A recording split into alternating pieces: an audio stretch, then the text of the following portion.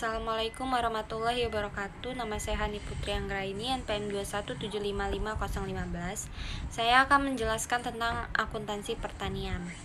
Akuntansi pertanian diatur dalam PSAK 69 atau akuntansi agrikultur. Sebagai negara agraris dan maritim, perekonomian Indonesia didukung dari usaha di sektor pertanian, perkebunan, kehutanan, perikanan, dan peternakan. Kelapa sawit. Kelapa sawit tersebar di berbagai dunia, khususnya di bagian Malaysia dan di Indonesia. Di Indonesia, di Lampung banyak sekali industri, namun banyak juga berbagai tantangan, contohnya di industri tersebut merusak hutan. Ini merupakan struktur organisasi perkebunan. Struktur organisasi perkebunan sama saja secara general. Namun yang membedakannya hanyalah di bagian struktur ini ada di bagian siklus bisnis tanaman kelapa sawit, itu dari studi kelayakan, terus pengadaan lahan, pembukaan dan persiapan. Semua tahap proses akan mengeluarkan biaya, lalu setelah melakukan penjualan akan mendapatkan pendapatan. Setiap pengeluaran harus berdasarkan matching prinsip. Matching prinsip adalah setiap pengakuan beban harus diikuti oleh pengakuan pendapatan. Berikut ini merupakan berbagai macam produk dari hasil kelapa sawit. Akuntansi perolehan lahan. Perolehan lahan diakui sebagai aset tetap yang tidak disusutkan karena berupa tanah. Apabila bukan dari tanah melainkan akuntansi setelah perolehan lahan. Pengukuran setelah perolehan lahan pada akhir periode diukur menggunakan cost model maupun revolusi model.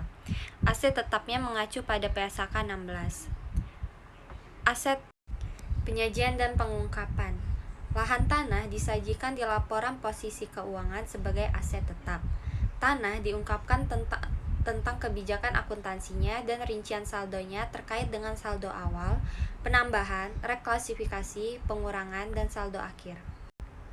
Akuntansi pembibitan. Bibit sawit dapat diperoleh dengan cara membeli persediaan bibit sawit, melakukan penangkaran sendiri. Bibit yang ditangkar sendiri merupakan aset biologis dengan perlakuan praktis dan dengan perlakuan standar.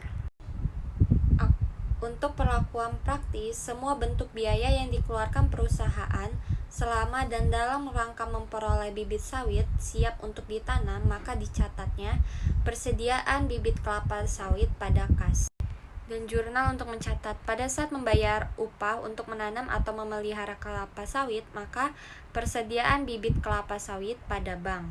Pada saat menanam, tanaman belum menghasilkan pada persediaan bibit kelapa sawit.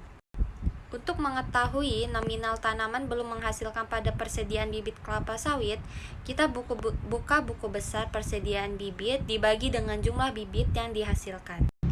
Perlakuan standar. Perlakuan standar adalah semua biaya yang dikeluarkan selama proses pembibitan dicatat sebagai beban. Biaya yang timbul pada tahap pembibitan antara lain: 1. Biaya pembeli. Akuntansi perolehan lahan diatur dalam PSAK 16 dan PSAK 25.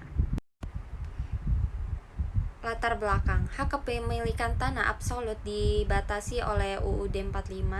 Bumi, air, dan kekayaan yang terkandung di dalamnya dikuasai oleh negara. Hak atas tanah melalui hak guna usaha, hak guna bangunan, dan hak pakai. Hak guna usaha, hak guna bangunan, dan hak pakai dapat diperpanjang dan diperbarui umur ekonomisnya. Tanah tidak terbatas. Hak atas tanah memiliki fungsi sosial. Umur ekonomis tanah terbatas. Entitas dapat kehilangan kepemilikan tanah melalui hak guna usaha, hak guna bangunan, dan hak perolehan untuk kepentingan sosial. Unit pembibitan kelapa sawit Polinela menggunakan sistem pembibitan 2 tahap, yaitu tahap pre-nursery. Pembibitan dilakukan di bedengan yang terbuat dari baja ringan dan ditutupi oleh paranet. Bibit yang digunakan oleh unit pembibitan kelapa sawit Polinela merupakan bibit yang berasal dari Medan. Pada tahap ini, bibit ditanam dan disusun rapat sampai berumur 2-3 bulan. Bibit ditanam menggunakan polybag berukuran 14 x 22 meter. Media tanam yang digunakan adalah tanah yang dicampur dengan pasir yang telah dibersihkan. Pemeliharaan bibit di tahap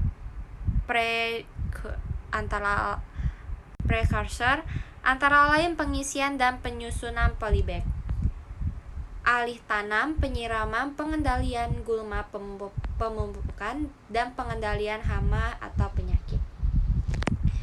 Tahap main nursery, pembibitan utama.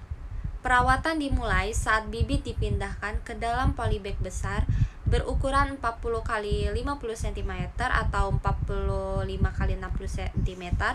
Pada tahap main nursery, bibit diletakkan dengan jarak 90 cm dikali 90 cm kali 90 cm atau dalam 1 hektar berisi 143 bibit, dipelihara selama 9-12 bulan sampai dengan siap ditanam. Pemeliharaan bibit di tahap main nursery hampir sama dengan tahap pre-nursery, antara lain pengisian dan penyusunan polybag, alih tanam, penyiraman, pengendalian gulma, pemupukan, dan pengendalian hama atau penyakit. Harga jual bibit siap tanam berumur 12-15 bulan dijual dengan harga 45.000 bibit. Studi kasus: 1. Membeli benih kecambah kelapa sawit 1 hektar dengan jarak tanah 9 dikali 9 meter sebanyak 150 biji kecambah dengan harga 7.000 per kecambah. Jurnalnya beban pembibitan atau kecambah 1.050.000 pada kas 1.050.000. 2. Membeli polybag kecil sebanyak 3 kg 20.000 per kilogram, yaitu beban perlengkapan pembibitan 20.000 pada kas 20.000. Yang 3. Membeli fungisida viridin untuk pembibitan sebanyak 1 rit dengan harga 120.000. Jurnalnya beban pengendalian jamur pembibitan 120.000 pada kas 120.000. Yang keempat, membeli besi dan paranet untuk pendirian bangunan pembibitan seharga 500.000. Beban bangunan pembibitan 500.000 pada kas 500.000. 5. Membeli pupuk kandang sebanyak 2 sak seharga 100.000 per sak. Jurnalnya beban pupuk pembibitan 200.000 pada kas 200.000.